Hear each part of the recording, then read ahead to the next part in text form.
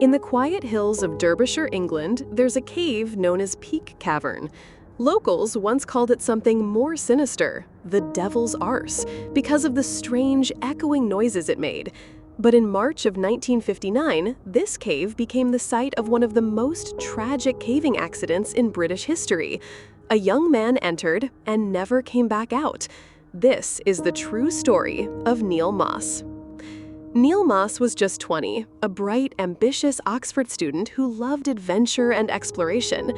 On March 22, 1959, he joined a caving expedition into Peak Cavern with a group of fellow enthusiasts. They had maps, ropes, experience, but they also had curiosity, and sometimes that's the most dangerous thing in a cave. The group descended deeper and deeper, navigating tight shafts and narrow corridors. Neil volunteered to explore a new vertical shaft that hadn't been mapped yet. It would be his last decision. As Neil lowered himself into the narrow shaft, the walls began to close in.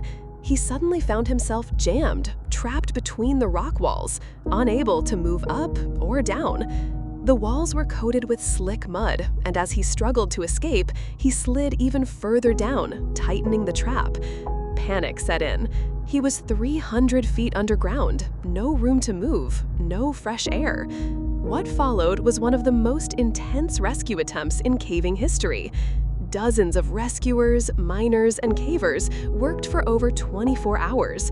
They tried lowering food and oxygen.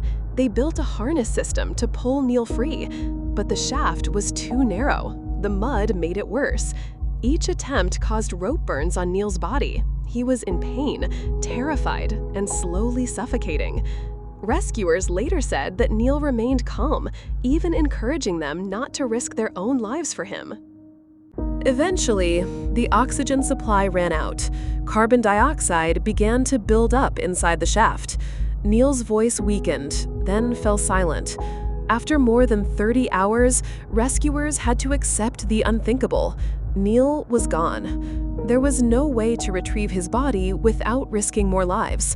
With the blessing of Neil's grieving father, the shaft was sealed with rock and concrete.